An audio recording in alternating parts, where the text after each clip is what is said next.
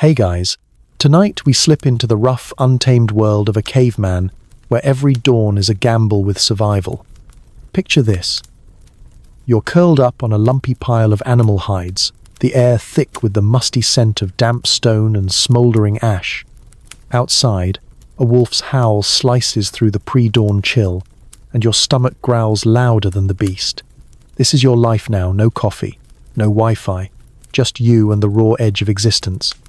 Spoiler alert, you probably won't survive this without some serious grit.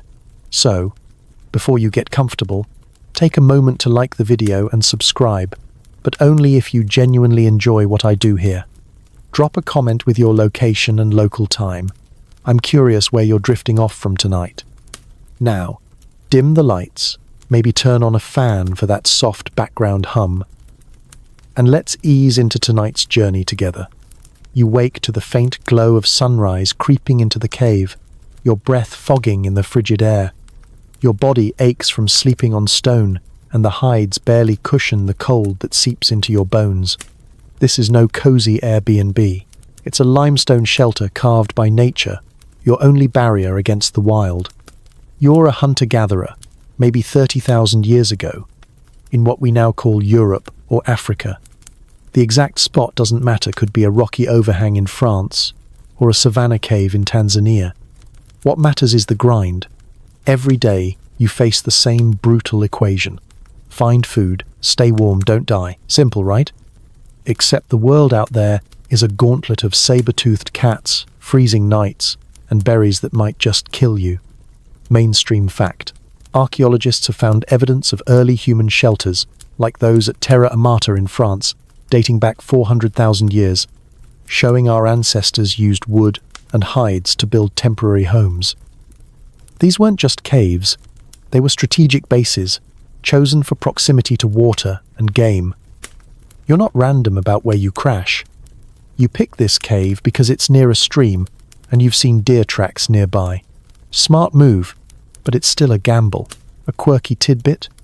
Some caves, like those in South Africa's Blombos Cave, held ochre and shell beads, suggesting your people might have been into decorating early interior designers with a thing for red pigment. Historians still argue whether these were purely practical shelters or sacred spaces where rituals unfolded under flickering firelight. You sit up, brushing dirt from your arms. Your clothes, if you can call them that, are a patchwork of deer hide and fox fur, stitched with sinew. They're warm but stiff, smelling like smoke and sweat. You're not exactly runway ready, but fashion's not the vibe here. Survival Island. You glance at the cave's mouth, where the world waits with its teeth bared. Your first task is to check the fire. It's your lifeline, keeps you warm, scares off predators, and cooks whatever you manage to kill or scavenge. The embers are low, barely alive. You curse under your breath, or whatever grunts pass for cursing these days. If that fire goes out, you're in trouble.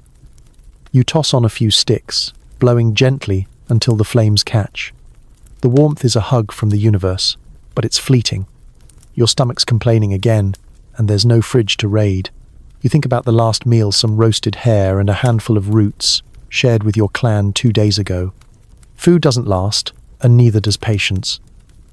You've got maybe a dozen people in your group, a couple of hunters, some kids, an elder who's seen too many winters. Everyone's got a role, and yours is to make sure there's something to eat tomorrow. You grab a flint spear point, checking its edge. It's sharp enough to pierce hide, but you're no Thor with a hammer. One bad throw, and you're eating grass for dinner. Or worse, your dinner. Let's talk about your day. It starts with a mental checklist. Fire, food, water, safety. Miss one, and the whole system collapses like a bad Tinder date. You step outside. The ground crunching under your bare feet shoes are a distant dream for your descendants. The air smells of pine and wet earth, but there's a tang of something else, maybe a carcass nearby. Could be a lucky find or a predator's leftovers. You're not picky, but you're cautious. A hyena's laugh echoes in the distance, and you grip your spear tighter. Nature's got a sick sense of humor, doesn't it? You scan the horizon. The landscape's a mix of open grassland and scattered trees, with hills looming in the distance. You know this place like the back of your hand, but it's always changing. Herds move, rivers shift, storms hit. You've got to stay sharp. Last week, you found a patch of wild berries, but half were poison. You learned that the hard way when your cousin spent a night retching. Trial and error is your science, and errors hurt. You chuckle to yourself. Imagine explaining this to someone with a grocery store. Yeah, I foraged for breakfast, nearly died, 10/10 would try again. Your clan's depending on you, but you're not alone. You hear a rustle and spot your hunting partner, a wiry guy with a scar across his cheek. He doesn't talk much, nobody does, but his eyes say he's ready. You nod, and together you head toward the stream. The plan's simple. Track something edible, kill it, drag it back. Easy in theory, brutal in practice. You're not just fighting hunger. You're fighting a world that doesn't care if you make it to tomorrow. But for now, the fire's burning, the spear's sharp, and you've got a job to do. Let's see if you survive the morning. You're trudging through tall grass, the morning sun barely warming your skin as you and your hunting partner move toward the stream. The air's crisp, carrying the scent of damp earth and something musky, maybe deer, maybe trouble. Your spear's weight feels reassuring in your hand, but your empty stomach's nagging louder than ever. Hunting's no joke. It's you against a world where everything's faster, stronger, or sneakier. One wrong step, and you're not just hungry, you're lunch. You smirk at the thought. Imagine explaining to a saber-toothed cat that you're just trying to vibe. Good luck with that. The stream's ahead, its soft gurgle a welcome sound. You crouch low, scanning for tracks. Muddy prints catch your eye hoof marks. Fresh. Probably a small herd of aurochs, those massive wild cattle that could crush you without blinking. Mainstream fact. Archaeologists have uncovered aurochs' bones at sites like Star Car in England, showing early humans hunted these beasts 10,000 years ago with spears and traps. You're not chasing them alone, though. Your partner signals silently, pointing to broken twigs. You nod, heart pounding. Teamwork's your edge, but it's still a gamble. A quirky tidbit? Some cave art, like at Chauvet in France, shows hunters mimicking animal calls to lure prey. Imagine you attempting a cow impression and hoping it doesn't backfire. Historians still argue whether these hunts were planned strategies or desperate scrambles when food ran low. You move slowly, keeping the wind in your face so your scent doesn't betray you. The grass sways, hiding you, but also hiding anything that might be stalking. You, hyenas, wolves, or worse, a cave lion could be lurking. Your partner's eyes dart to the side, and you freeze. A rustle in the bushes, probably just a bird, but your grip tightens anyway. No room for error here. You've seen what happens when someone gets cocky. Last summer, a guy from a neighboring clan got too close to a wounded boar. Let's just say he didn't make it back for dinner. Your spear's tip is flint, chipped sharp enough to slice through hide if you hit true. You made it yourself, spending hours knapping stone until your fingers bled. It's not just a tool, it's your lifeline. You glance at your partner, who's clutching a similar spear and a sling with smooth river stones. Ranged weapons are new, your clan's been experimenting with them. They're not exactly sniper rifles, but a well-aimed stone can stun a small animal or scare off a predator. You've practiced, but your aim's more hopeful than deadly. You chuckle under your breath. Imagine posting that on X. Day 47, still can't hit a deer. Send help. The tracks lead to a clearing where the stream widens. You spot them, 3 aurochs, grazing lazily. They're huge, their horns glinting in the sunlight. Your mouth waters, but fear keeps you sharp. One wrong move, and those horns are your obituary. You and your partner spread out, moving like shadows. The plan's unspoken but clear. Flank them, drive one toward the stream's narrow bend, and strike. You've done this before, but every hunt feels like the first. Your heart's hammering, and sweat beads on your forehead despite the chill. You signal with a low whistle, and your partner starts circling. The aurochs lift their heads, ears twitching. You step forward, deliberately snapping a twig. One bolt's perfect. It's heading toward the trap. You sprint, spear raised, adrenaline drowning out the ache in your legs. Your partner hurls a stone, missing but spooking the beast further. It's chaos now, hooves thundering, dust rising. You aim for the straggler, a smaller one, easier to take down. Your throw's got to be perfect, or you're going home empty-handed again. The spear flies, slicing the air. It hits, but not deep enough. The aurochs bellows, stumbling but still running. You curse well, grunt angrily and give chase. Your partner's already reloading his sling, shouting something you barely understand. Language is still a work in progress. You rely on gestures and gut instinct. You're gaining on the beast, but the ground's uneven, and one misstep could twist an ankle. No hospitals here, just pain and a long limp back to the cave.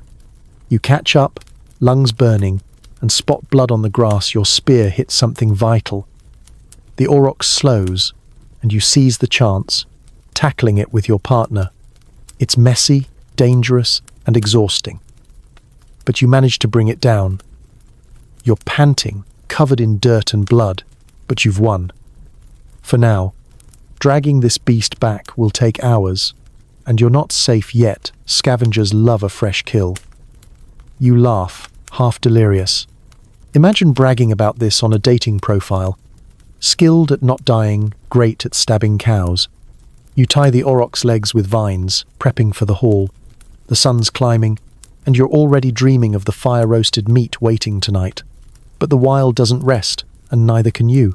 There's always another hunt, another threat.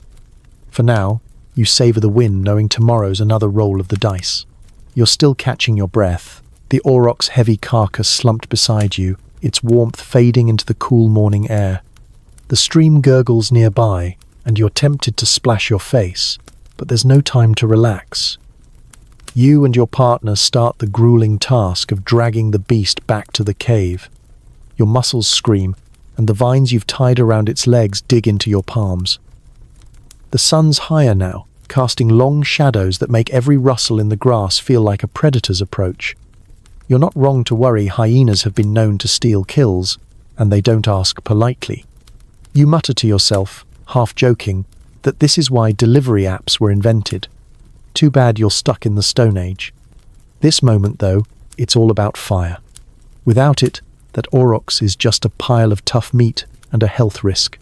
Fire's your secret weapon, your clan's edge over the wild.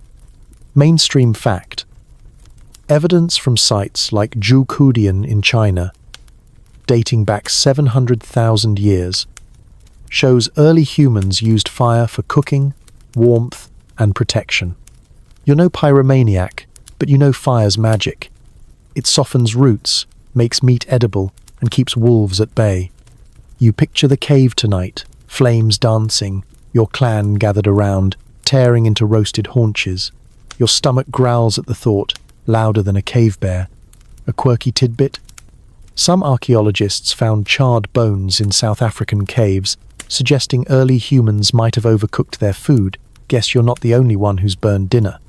Historians still argue whether fire was mastered by accident or through deliberate experimentation, but you don't care about the origin story. You just need it to work. Back at the cave, the fire's still alive, thank goodness. You left the kids in charge of tending it, which was a gamble. Last time, one of them got distracted chasing a beetle, and you came back to cold ashes.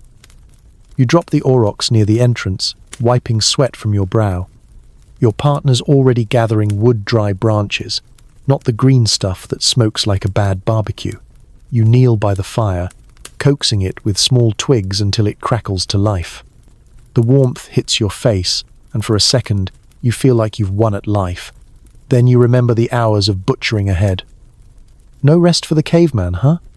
Butchering's a skill you've honed, though it's messy and smells like iron and earth. You grab a flint knife, its edge jagged but effective. The auroch's hide is tough, and your hands ache as you slice through it. You're careful to save every part, meat for eating, bones for tools, hide for clothing. Waste nothing, that's the rule. You chuckle, imagining explaining this to someone with a fridge full of leftovers.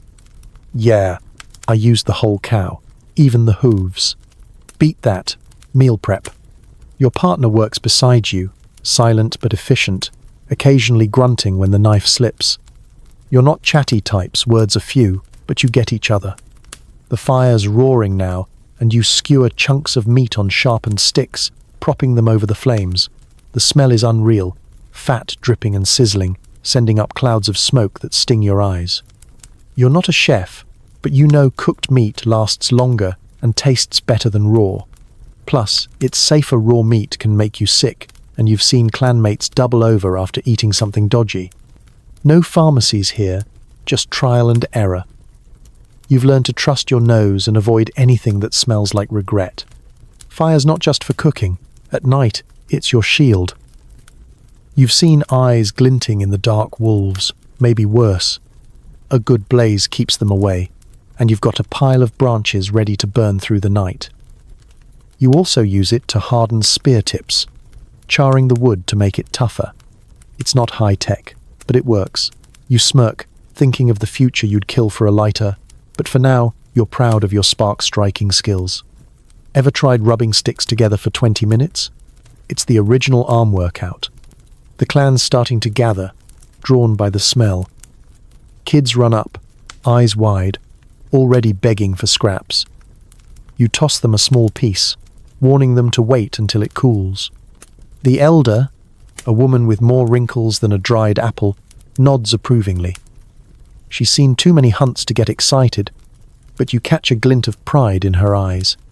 You're keeping them alive, and that's no small thing. The fire's glow paints everyone's faces orange, and for a moment, the cave feels like home, not just a shelter.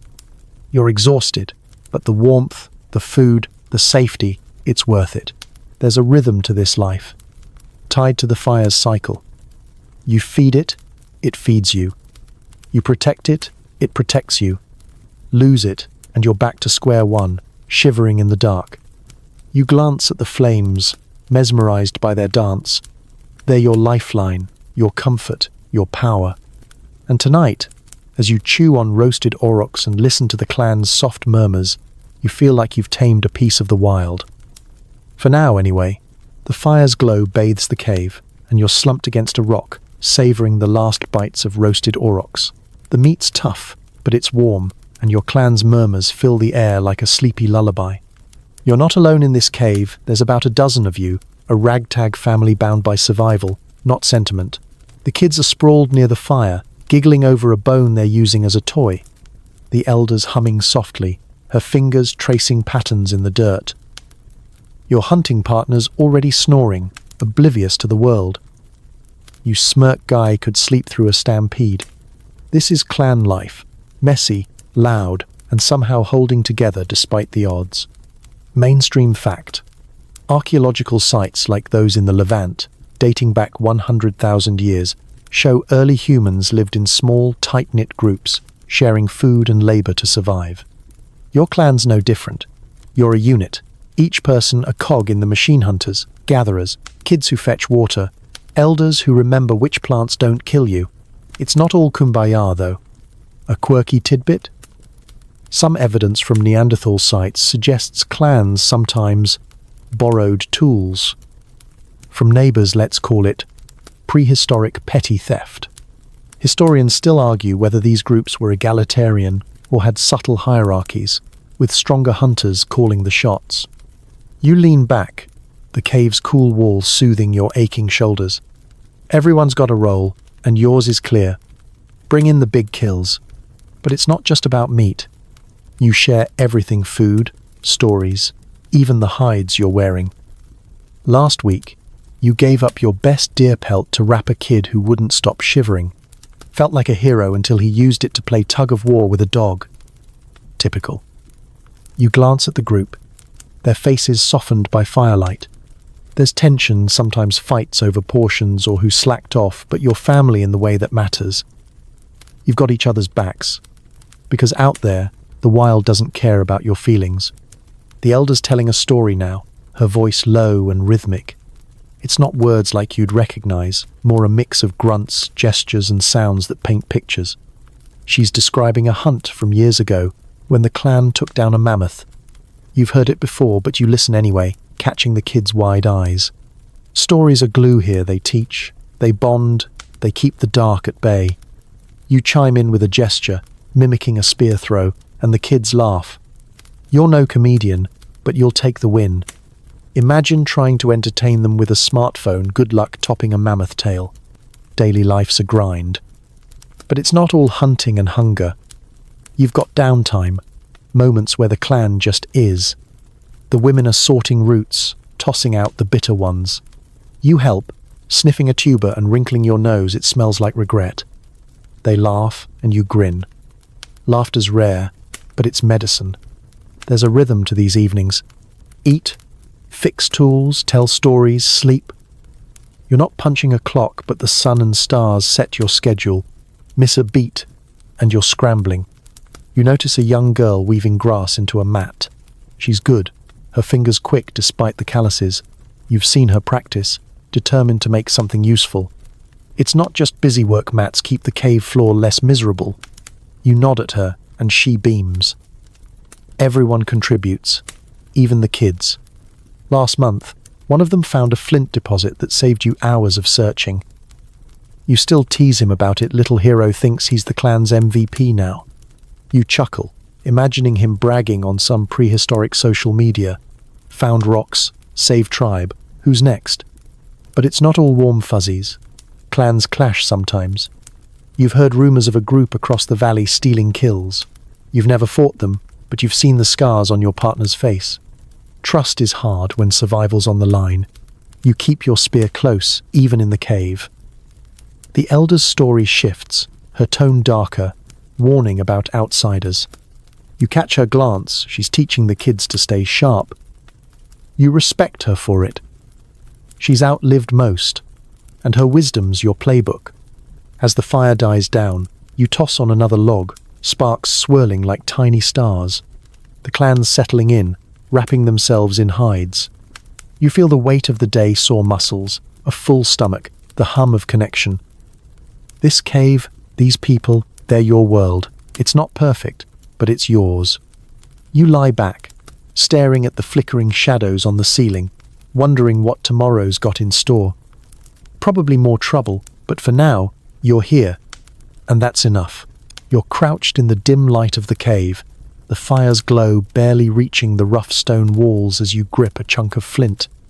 It's early morning, and the clan's still stirring, some chewing on leftover aurochs while others grumble about the cold. Your fingers are sore, calloused from yesterday's hunt, but you're focused, striking the flint with another stone. Chips fly, and you curse under your breath when one nicks your thumb. Making tools is like trying to sculpt with a temperamental rock. It's slow, frustrating, and your only shot at survival. You smirk, thinking how future folks would lose it over a broken phone screen. Try breaking your only spear point, buddy. Mainstream fact. Archaeologists have found flint tools at sites like Boxgrove in England, dating back 500,000 years, showing early humans mastered knapping to create sharp edges for cutting and hunting. You're part of that legacy, chipping away to make a new spear point, because the last one snapped on that auroch's hide. Precision matters. One bad strike, and you're starting over. A quirky tidbit. Some Neanderthal tools show traces of birch tar, used as glue to attach handles. Your ancestors were basically the first DIY enthusiasts. Historians still argue whether tool-making was taught through imitation, or if some genius caveman held workshops by the fire. The flint's stubborn, but you've got the knack. You angle the stone, striking just right to peel off a flake. It's almost hypnotic, the rhythm of chip, chip, chip. You're aiming for a point sharp enough to pierce a deer's hide, but sturdy enough not to shatter. Your last one broke mid-hunt, and you're still annoyed about it. You glance at the kids nearby, watching you like hawks. They're learning, mimicking your moves. You toss a small flake their way, joking, "Don't cut your toes off." They giggle, but you're half serious. Those edges are no joke. Tools are everything. Your spear's useless without a good point. and your knife's got to slice through sinew like butter. You've got a scraper too, for cleaning hides. Each tool's a project, hours of work that could be ruined by one slip. You've seen it happen. Your hunting partner once spent a whole day on a blade, only to crack it at the end. He didn't talk for hours, just glared at the rock like it betrayed him. You laughed to yourself, imagining him rage-quitting in a modern office. Stupid spreadsheet, you're dead to me. The cave's buzzing now, everyone prepping for the day. Your partner's sharpening his own flint, muttering about the hunt. The elder's sorting through a pile of broken tools, deciding what's salvageable. You've learned from her, don't waste good stone. You're not exactly swimming in flint. The nearest deposit's a half-day's trek. Last time you went, you carried back so much your shoulders screamed for days. Worth it, though without tools, you're just a loud snack for a cave lion. You test the new spear point, running your finger along the edge. It's sharp, but not perfect. Another few strikes, and it's ready. You fit it to a wooden shaft, binding it with sinew. The process is meditative, but your mind's on the next hunt. You're low on meat, and the clan's looking at you. No pressure, right? You joke to yourself, picturing a performance review. Good at stabbing, needs to work on not starving. Outside, the wind's picking up, carrying the scent of pine and something earthy, maybe rain's coming. You'll need more than a spear if the weather turns. Your scraper's dull, so you start on that next, striking smaller flakes for precision. The kids are still watching, one trying to copy you and failing miserably. You show him the angle, guiding his hand. He's clumsy, but he'll get it. You remember your first tool looked like a lumpy potato, but you were proud. Now you're the guy everyone trusts to make the sharp stuff. The fire's low, and you toss on a log, sparks dancing. You're surrounded by tools in progress, blades, scrapers, even a bone needle someone's working on for sewing hides. It's a team effort, but you're the flint guy today. Your hands are dusted with stone grit, and your thumbs bleeding again. You wipe it on your hide tunic, which is basically a walking stain at this point. You chuckle, imagine trying to explain your laundry routine to someone with a washing machine. Yeah, I just beat it on a rock. The clan's depending on these tools, and you feel the weight. A bad spear point means a missed kill. A dull knife means hours of extra work. You're not just making stuff, you're making survival possible. As you finish the spear point, you hold it up, catching the firelight. It's good. You nod, satisfied, and start planning the next hunt. The wild's waiting, and you're ready. Or at least, you hope you are. You're crouched in a shadowy corner of the cave, the fire's glow barely reaching you as you clutch a lump of ochre, its rusty hue staining your fingers. The clan's settled for the night, bellies full of aurochs and roots, and the air hums with soft snores and the crackle of embers. You're not sleeping, though your hands are busy, scraping the ochre against a smooth stone to make a paste. The cave wall in front of you is your canvas, a blank stretch of limestone begging for colour. You're no Picasso, but you've got stories to tell, and these walls are your journal. You smirk, imagining some future archaeologist losing their mind over your doodles. Genius or just bored?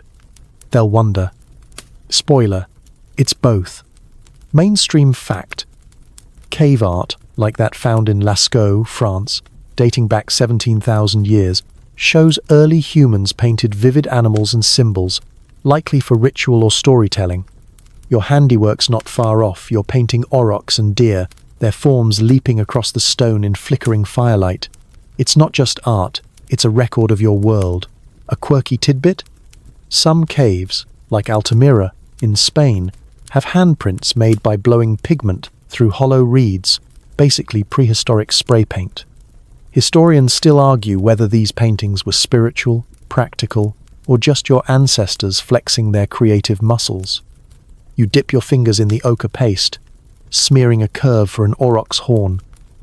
The texture's gritty, and your hands smell like earth and iron. You mix in some charcoal for contrast, sketching a hunter with a spear. It's you, or at least your ego's version of you, taller, stronger, definitely not tripping over roots. The kids are watching, sprawled nearby, their eyes wide like they're at a movie. You flick a bit of ochre at them, grinning when they squeal. Keep it down, or you're cleaning this up. You tease, though you know they'll just smear it worse. Painting's slow work, and your arm's cramping.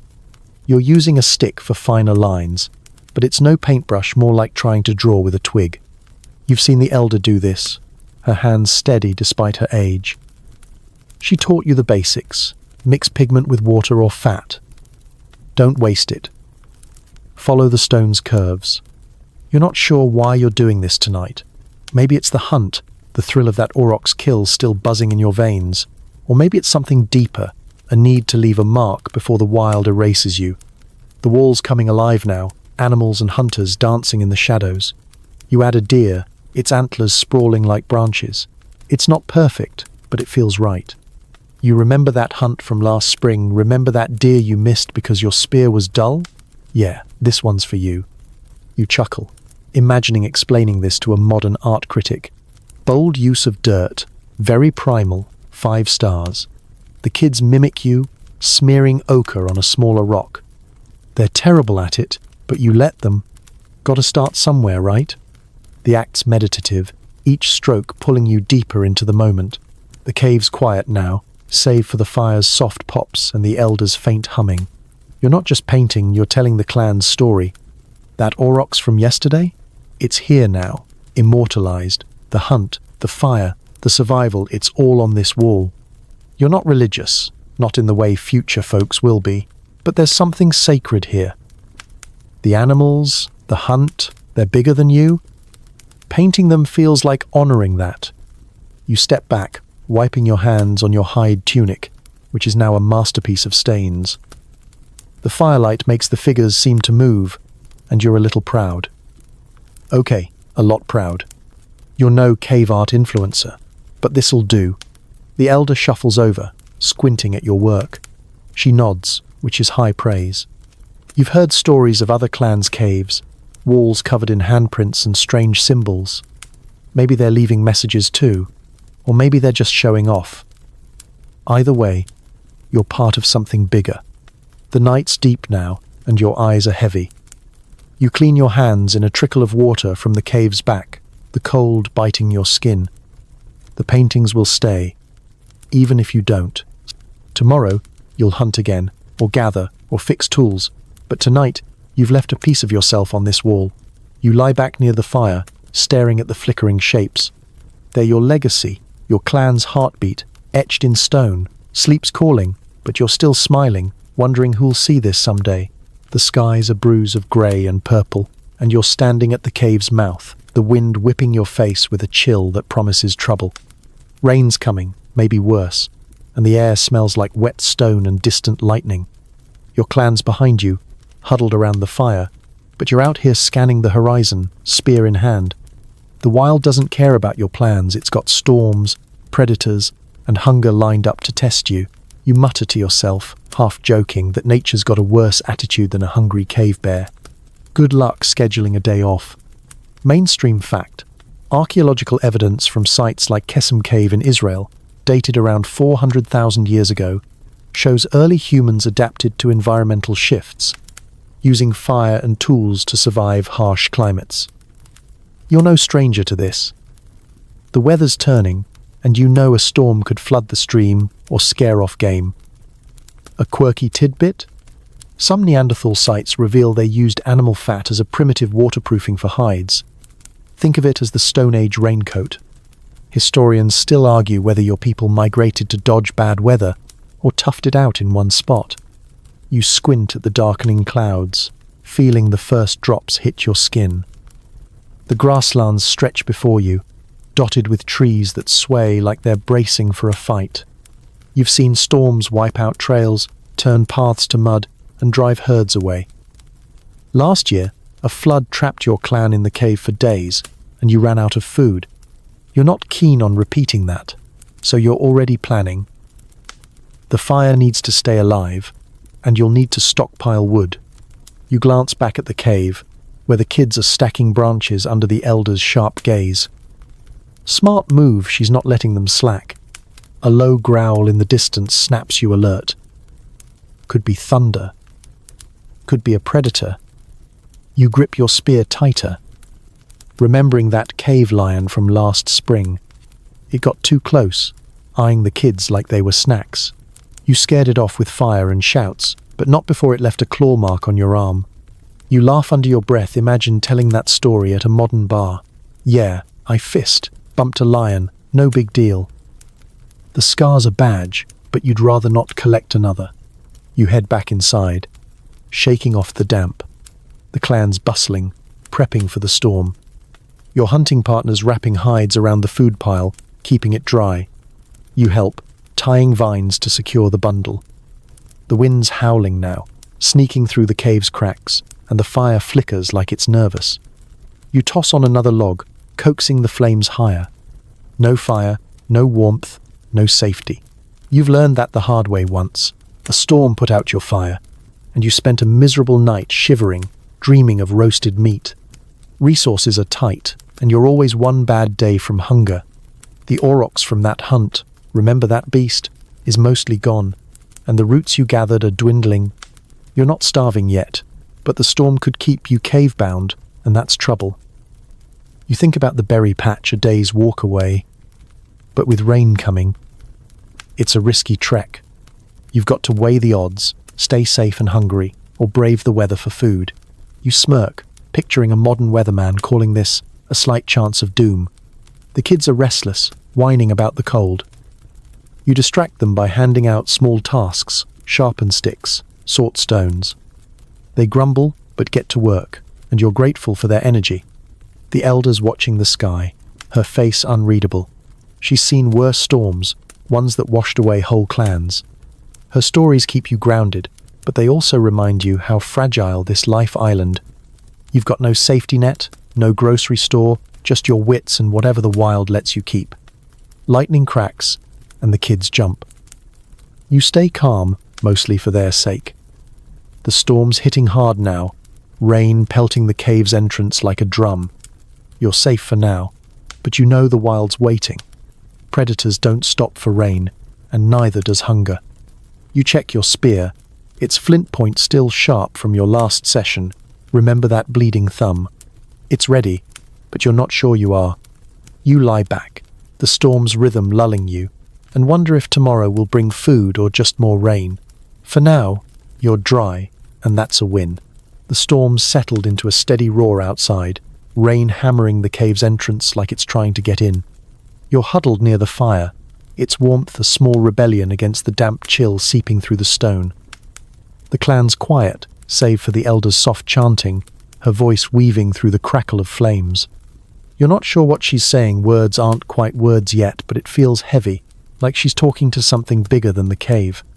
You're carving a small bone into a pendant, mostly to keep your hands busy, but there's a strange pull in your chest. This moment's not just about survival, it's about meaning, or at least searching for it. You smirk, thinking how future folks would call this spirituality. You're just trying not to lose it in this soggy, dangerous world. Mainstream fact, archaeological finds, like those at School Cave in Israel, dating back 100,000 years, show early humans buried their dead with offerings like shells, hinting at rituals or beliefs in something beyond life. You're part of that tradition, though you don't have a name for it. You honor the spirits of animals, ancestors, maybe the storm itself because it feels right. A quirky tidbit? Some Neanderthal sites reveal eagle talons shaped into jewelry, suggesting your people wore symbols of power, like a prehistoric status flex. Historians still argue whether these rituals were about connecting with spirits or just coping with a brutal world. You glance at the elder, her hands raised, tracing shapes in the air. She's leading a ritual, one you've seen before when the clan's uneasy. The storm's got everyone on edge, food's low, and the last hunt, remember that aurochs, feels like a distant win. You join in, mimicking her gestures, a slow dance of palms and grunts. The kids watch, wide-eyed, clutching their own carved bones. You made one for a girl last week, a tiny deer shape she wears proudly. You teased her, saying it'd scare off wolves. She believed you, and you're not sure if that's cute or sad. The fire's your anchor, its light painting shadows that twist like spirits on the cave walls. You add a log, careful not to smother it. The elders' chanting grows louder, and you feel the clan pull closer, a shared pulse. You're not praying to a god, not exactly just acknowledging the forces out there.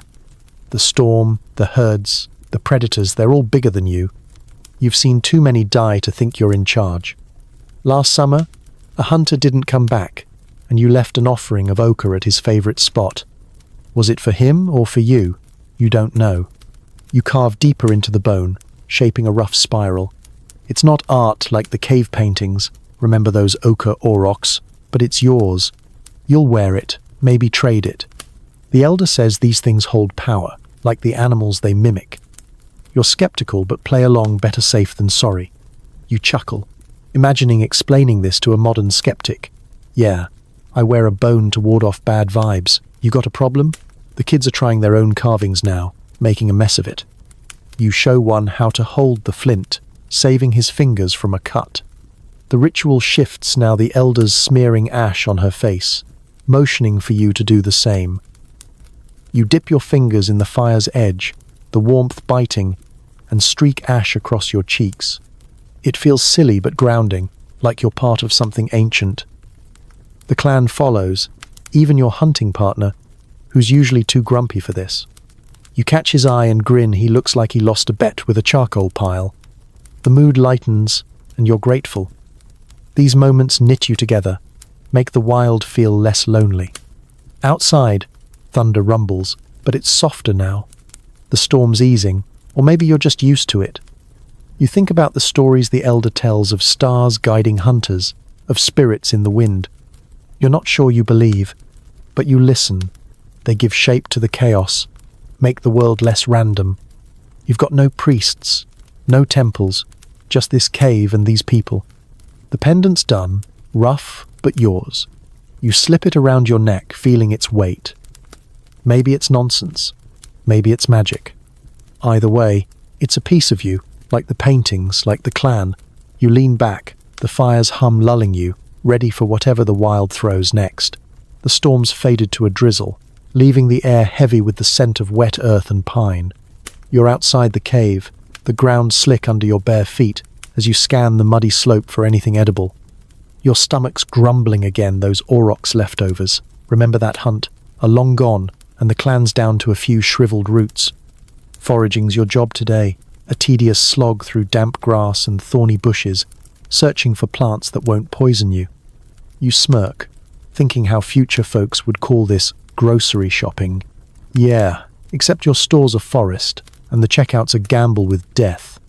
Mainstream fact. Archaeological evidence from sites like Gesher Benod Yaakov in Israel, dating back 780,000 years, shows early humans gathered a wide range of plants, from nuts to berries, to supplement their diet. You're no botanist, but you know what's safe mostly. Your clan survived by passing down which leaves are food and which are a one-way ticket to a bad day. A quirky tidbit? Some caves, like Shanidar in Iraq, have pollen traces, suggesting Neanderthals collected medicinal plants, like yarrow, maybe for healing or even rituals. Historians still argue whether your people were skilled herbalists or just lucky guessers. You clutch a woven grass bag, its fibers scratching your palm, and head toward a familiar patch near the stream. The rains made everything soggy, but you spot a cluster of wild onions, their green tips poking through the mud. You kneel, digging with a stick, careful not to bruise the bulbs. They're small but sharp, good for flavoring meat or eating raw when you're desperate. You've learned the hard way last year. You mistook a toxic root for a carrot and spent a night retching. The elder's lecture still stings. Smell first, idiot. You chuckle, imagining her as a modern food critic. Bold choice, nearly fatal, 2 stars. The forest's alive with small sounds, birds chirping, water dripping. A rustle that makes you freeze. Could be a deer. Could be trouble. You grip your flint knife. Just in case. Foraging's not as glamorous as hunting, but it's just as risky. Boars don't care if you're picking berries, and you've seen what their tusks can do. You move slowly, eyes darting. The stream's nearby, its gurgle calming your nerves. You find a bush heavy with dark berries, but you hesitate. Some are safe, others are nature's middle finger. You sniff, taste a tiny bit, and wait. No burning, no nausea. Score. You stuff the berries in your bag, already picturing the kids' faces when they taste the sweet tang. They're picky eaters, but hunger's a great motivator. You move on, spotting a patch of dandelions. Every part's edible roots, leaves, even the flowers. You dig them up, dirt caking your hands. It's not a feast, but it'll stretch the clan's supplies. You think of the elders' stories, remember her chanting, about plants that heal. She swears by a bitter leaf for cuts, and you've seen it work. You grab some, just in case. The sun's climbing, burning off the mist, and you're sweating despite the chill. Foraging's a full-body workout, crouching, digging, dodging thorns. You find a hazelnut tree, its nuts scattered in the mud. You gather a handful, cracking one open with a rock. It's good, nutty, and filling. You save most for the clan, but eat a few, savouring the crunch. You laugh to yourself, picturing a modern hipster, calling this paleo snacking. If they only knew how much work it takes.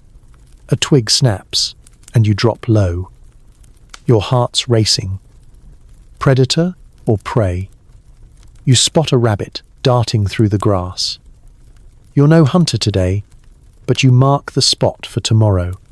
The bag's half full now, a mix of onions, berries, dandelions and nuts. Not bad, but you're not done. You've got to check the far side of the stream for mushrooms. They're tricky. Some are meaty, others deadly. The elder taught you the signs: smell, colour, texture. You're still nervous every time, but you've got mouths to feed. You wade across the stream, the cold water biting your shins, the far banks quieter, and you find a few mushrooms under a tree. They pass the sniff test, so you add them to the haul. The bag's heavy now, and your back's complaining. You're ready to head back, but you pause, taking in the forest. It's beautiful in its own brutal way, green, alive, and ready to kill you if you slip up. You're part of it, for better or worse. With the bag slung over your shoulder, you start the trek home, hoping the clan appreciates your grocery run. You're trudging back to the cave, your grass-woven bag heavy with onions, berries, and mushrooms, the damp forest floor squelching under your feet. The drizzle's stopped, but the air's still thick, clinging to your skin like a second layer of hide. The clan's waiting, and you're already picturing their faces when you unload this haul. Shelter's on your mind now. Not just the cave, but the constant work to keep it livable. The wild's always trying to creep in, whether it's rain seeping through cracks or wolves sniffing too close. You smirk, thinking how future folks would complain about a leaky roof. Try keeping a whole cave from turning into a swamp, pal. Mainstream fact. Archaeological sites like Terra Amata in France, dated to 400,000 years ago, show early humans built temporary shelters with wood and hides, strategically placed near water and game. Your cave's a natural fortress, but it's not enough on its own. You've got to patch it, reinforce it, make it home. A quirky tidbit? Some Neanderthal sites reveal beds of grass and leaves, suggesting your people cared about comfort, not just survival. Imagine a prehistoric mattress commercial.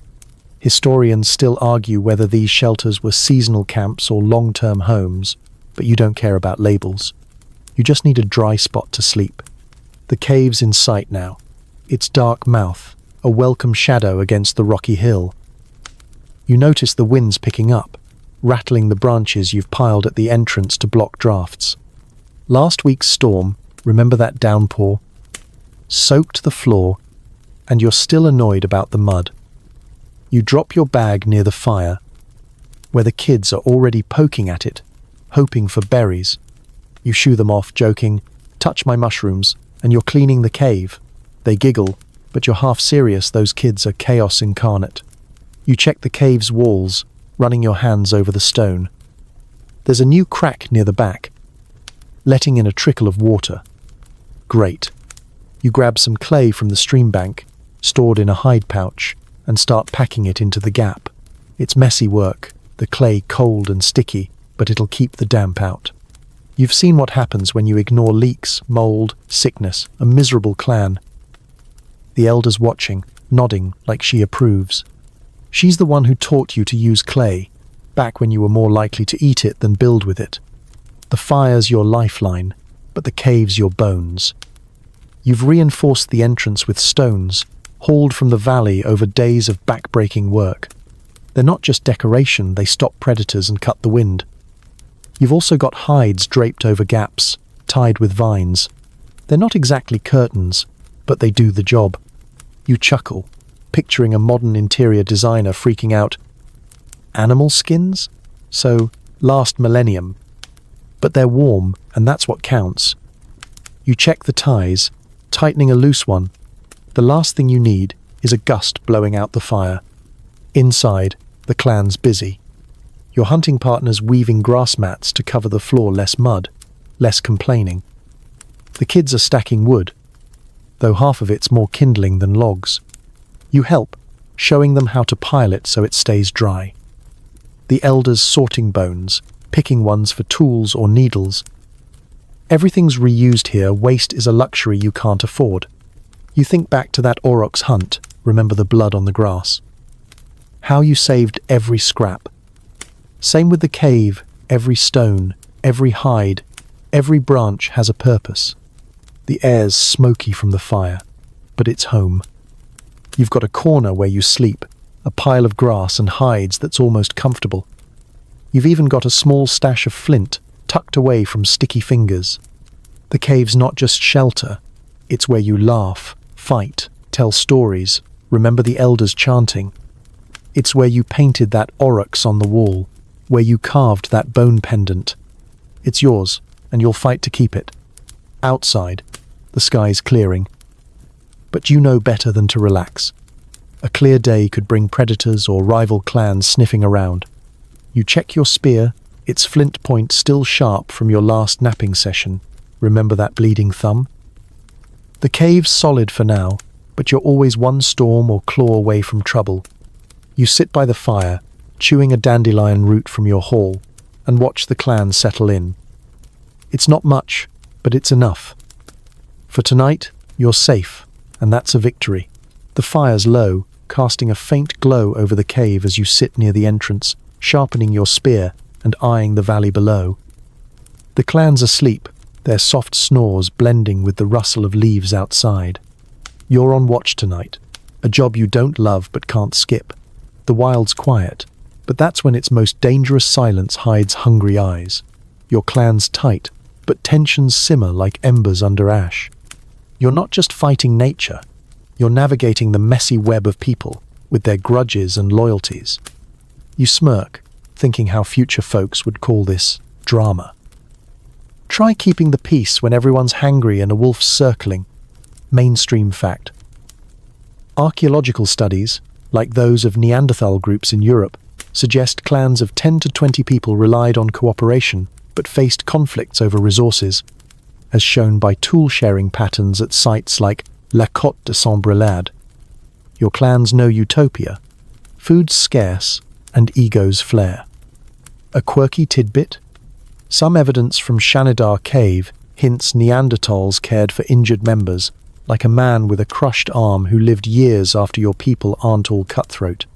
Historians still argue whether clans were peaceful cooperatives or prone to violent rivalries over hunting grounds. You shift on the cold stone, your spear ready. Last week, your hunting partner snapped at a younger guy for taking too much meat. You stepped in, mostly to avoid a brawl, but the kid's still sulking. You get it, hunger makes everyone cranky. You've seen him eyeing your flint stash, remember that cave corner? Probably thinking of borrowing some. You chuckle, imagining a prehistoric HR meeting. Let's discuss your boundary issues, dude. You'll talk him down later, maybe share a berry or two from yesterday's haul. Remember those mushrooms? The clan's strength is its bond, but it's fragile. You rely on each other, hunters like you bring meat, gatherers like the women bring plants. The elder shares wisdom, remember her storm chants. But trust wavers. A woman accused another of slacking on mat weaving, and now they barely speak. You've tried joking to lighten the mood, but it's like cheering up a grumpy mammoth. Still, your family. Last month, when a kid got sick, everyone pitched in extra hides, boiled roots, even a bone pendant for luck. She pulled through, and you felt the clan's heartbeat.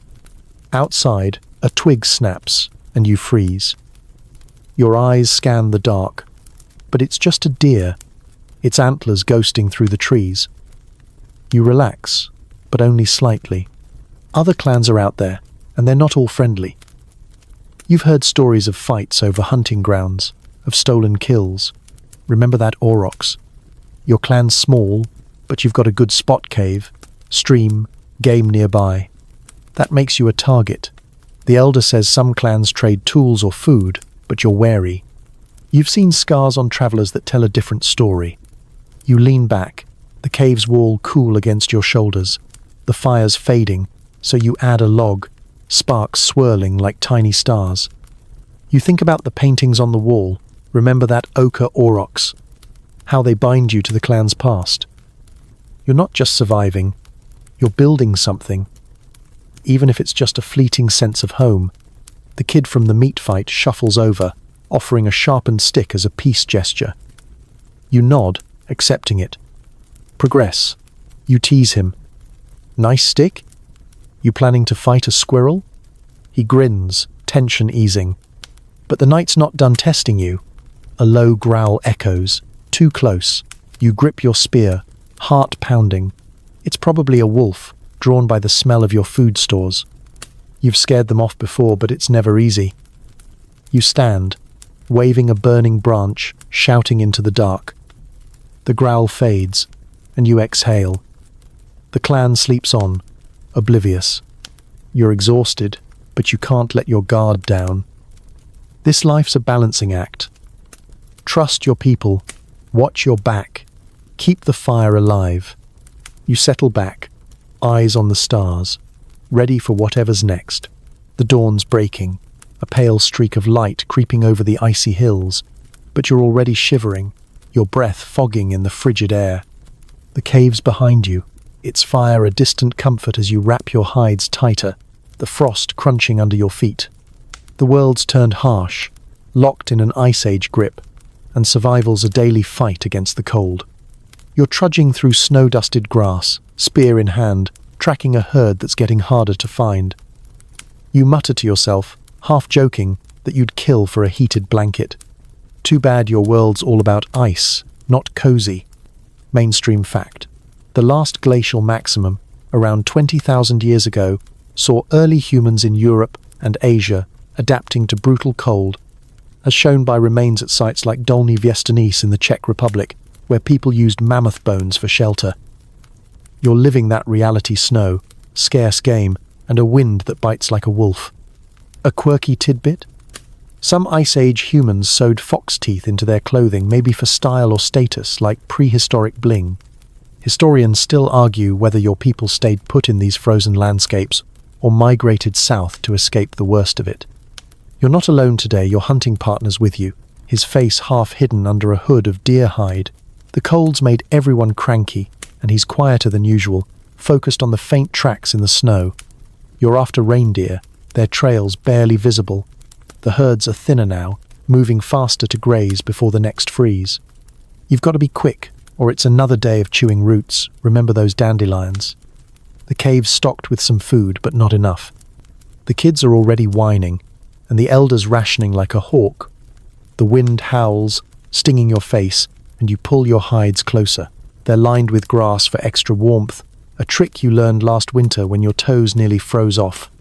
You chuckle, imagining explaining frostbite to a modern doctor. Yeah, my foot's blue. Fix it. No doctors here, just you, the cold, and your clans know how. You've got a small fire kit in your pouch. Flint, tinder, and a bit of dry moss. If you get stuck out here, you'll need it.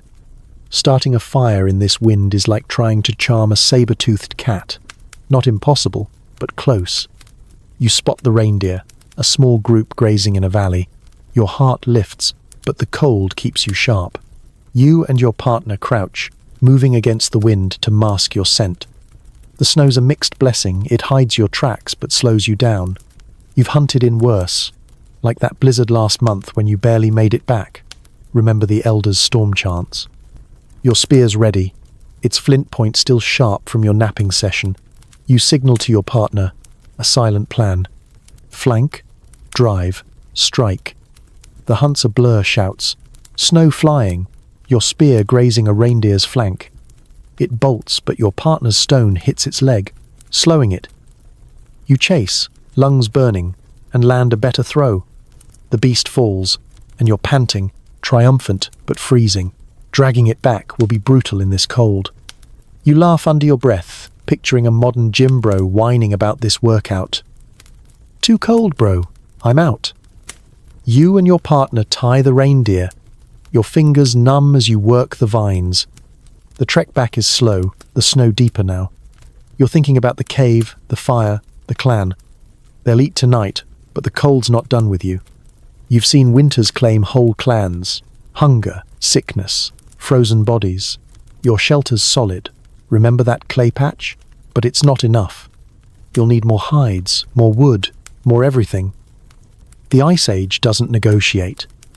You glance at your partner, his face set against the wind. You're in this together, and that's your edge. For now, you've got meat, and the cave's waiting. You push on, one frozen step at a time. You're trudging through the snow, the reindeer carcass dragging behind you, its weight pulling at your shoulders as the icy wind bites your face. The cave's still hours away, and the skies are dull grey, promising more cold.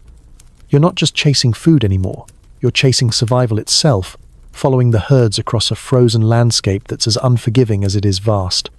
Migration's your reality now, the clans talking about moving south, where the ice thins and game might be easier to find. You smirk, thinking how future folks would call this a road trip. Except your road's a tundra, and there's no gas station for snacks. Mainstream fact.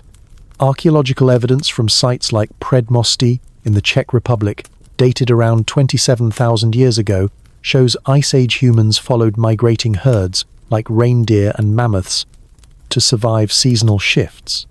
You're doing the same, tracking the reindeer's faint trails through snow and scrub, knowing they're your lifeline. A quirky tidbit?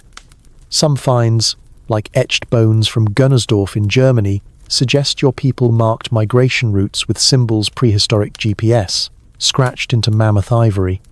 Historians still argue whether these moves were planned seasonal treks or desperate scrambles when food ran out. Your hunting partner's ahead, scouting for tracks, his breath puffing in clouds. The clans packed up the essentials, flint tools, hides, a few bones for carving. Remember that pendant? You're carrying a bundle of dried meat and roots from your last forage. Those mushrooms were a win. But it won't last long.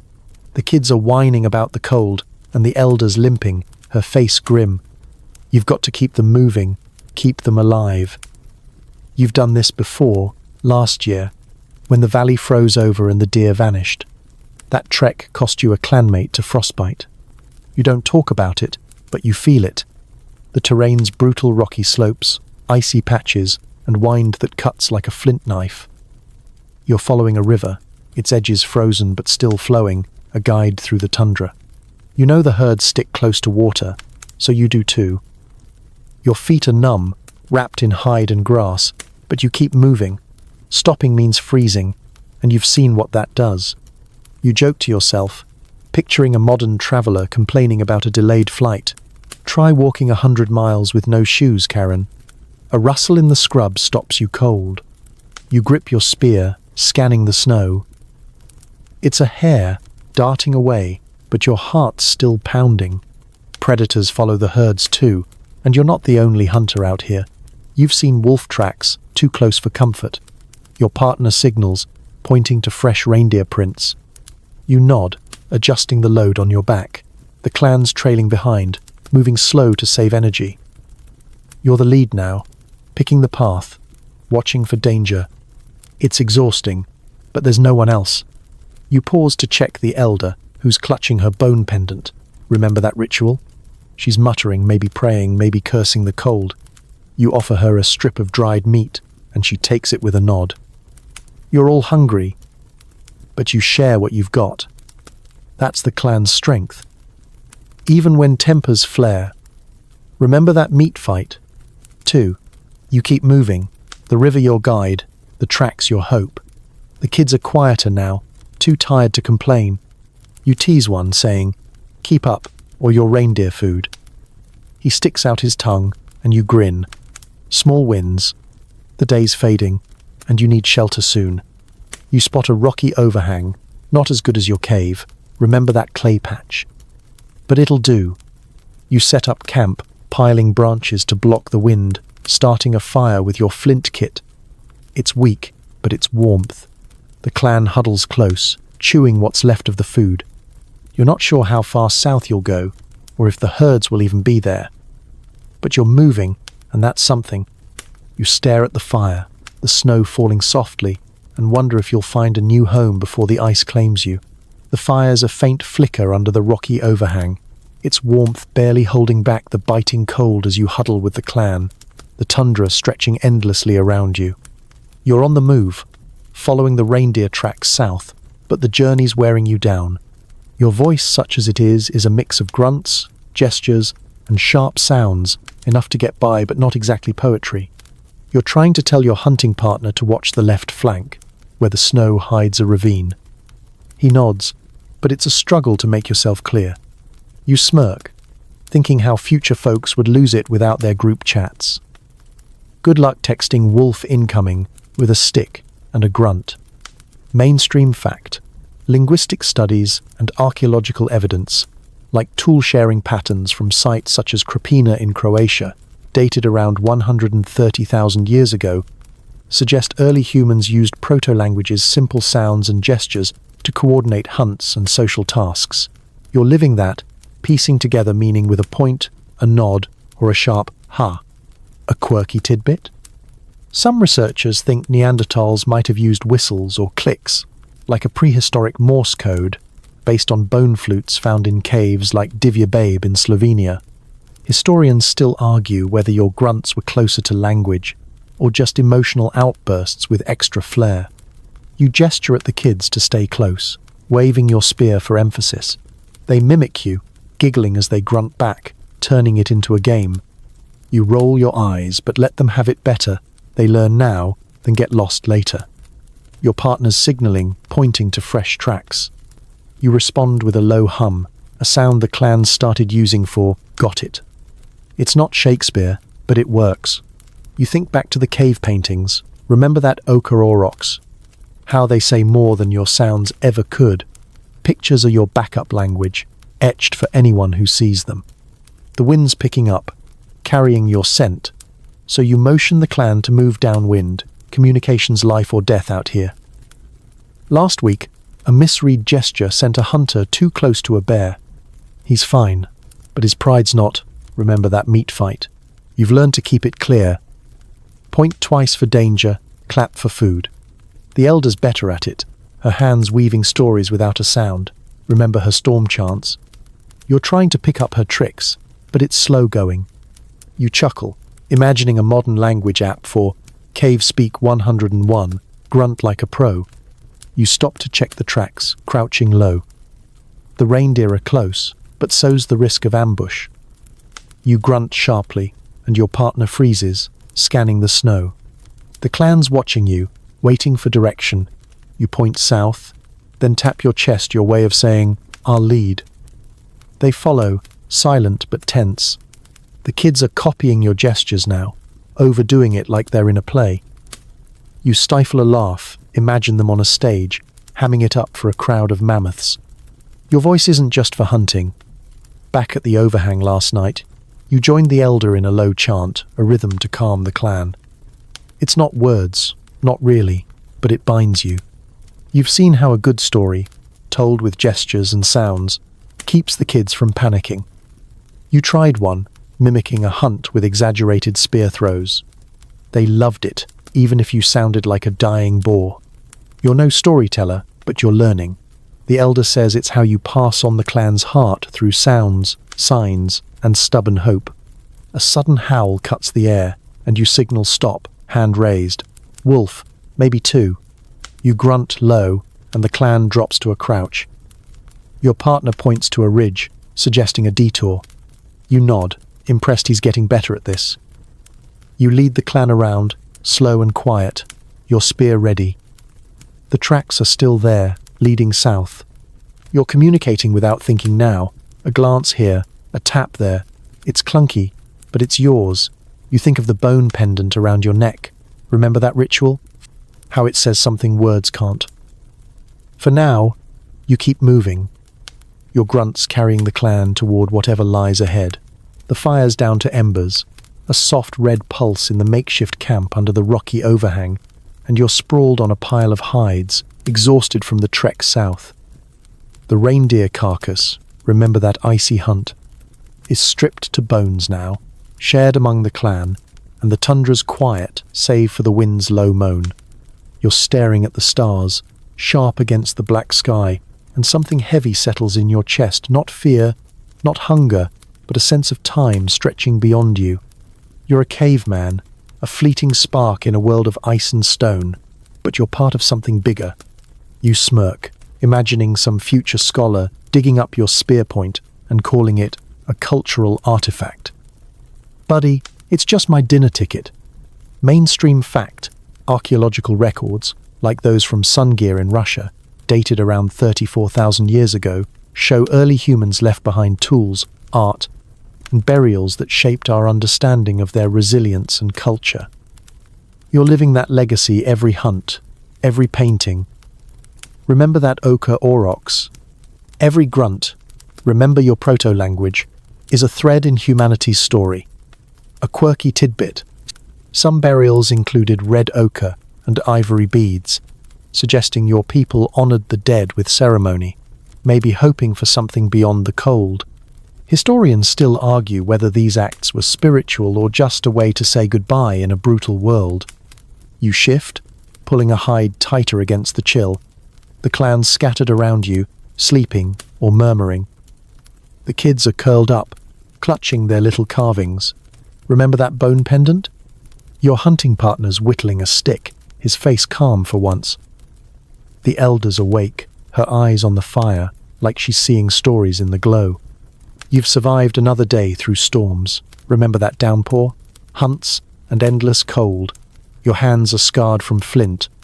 Remember that bleeding thumb? Your body aches from dragging kills, but you're here. That's the win. You think about the cave you left behind, its walls painted with your life. You've carried that with you, in the tools you made, the stories you grunted, the bonds you've kept. The kids will grow, maybe tell their own tales of this trek. The elder's wisdom, your partner's quiet strength, it's all part of the clan's heartbeat. You're not just surviving, you're building something, even if you can't name it. You chuckle softly, picturing a modern motivational poster. Keep grunting, you're making history. The stars seem closer now, and you wonder what's out there, more herds, more caves, more winters. You've faced predators, hunger, and ice, and you're still standing. The pendant around your neck feels heavy, a small piece of the wild you've tamed. You glance at the clan, their faces soft in sleep, and feel a quiet pride. You're not a hero, just a guy with a spear and a fire, but you're enough. Tomorrow's another hunt, another step south, but tonight you rest, tethered to the earth and each other.